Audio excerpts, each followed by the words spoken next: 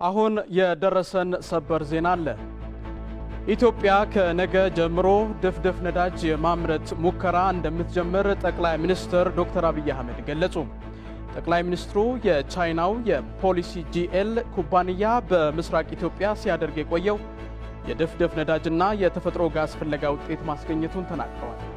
በዚሁ ጉዳይ ላይ ተጨማሪ ማብራሪያ ሊሰጡን የኢትዮጵያ ማዕድን ነዳጅና ተፈጥሮ ጋዝ ሚኒስትር ዴኤታ ዶክተር ኳንግ ቱትለም በቀጥታ ስልክ መስመራችን ላይ ይገኛሉ። ጤና ይስጥልኝ። ጤና ይስጥልኝ።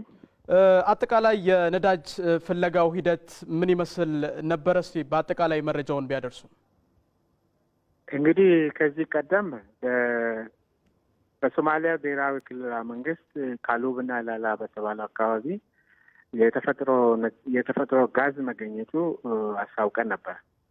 አብሮ ደግሞ እንደዚሁ የታየ ድፍድፍ ነዳጅ ዘይት ፍንጭ መታየቱም በተመሳሳይም ተናግረን እንደነበረ ይታወሳል። ከዚህ አኳያ የታየው ድፍድፍ ነዳጅ ዘይት ምን ያህል ሊሆን ይችላል የሚለው ከነገ ጀምሮ የምርት ሙከራ ወይ ፕሮዳክሽን ቴስቲንግ ይደረጋል። ከዛ አኳያ የፕሮዳክሽን ቴስቲንግ ካለቀ በኋላ እንግዲህ ይሄ ኮመርሻሊ አዋጪ ነው ወይስ አይደለም የሚለውን ዲተርሚን ይደረጋል። ከዛም ደግሞ ምን ያህል መጠኑ ምን ያህል የሚለውን ይታወቃል ማለት ነው። በነገው ዕለትስ ምን ስነ ስርዓቶች ይጠበቃሉ? የነዳጅ ማውጣት ሙከራው ላይ እንግዲህ በአጠቃላይ የድፍድፍ ነዳጅ የማውጣት ሙከራ እንደሚጀመር ነው እንግዲህ መረጃዎች እየጠቆሙ የሚገኙትና ዝግጅቶች ውስጥ ምን ይመስላሉ?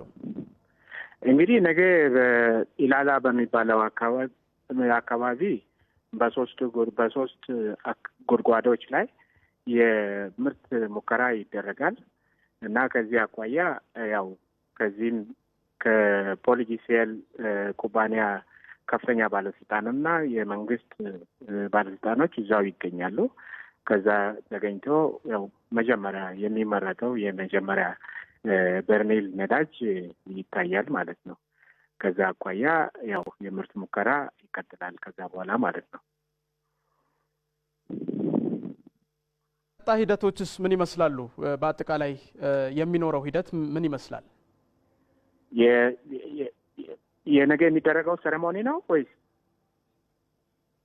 የማውጣት ሂደቱ? አጠቃላይ የማውጣት ሂደቱ እንግዲህ ያው ይሄንን ሙከራ ነው የሚደረገው ብያለሁ እና በዛን ጊዜ በሚደረገው ሙከራ የሚወጣ ነዳጅ አለ።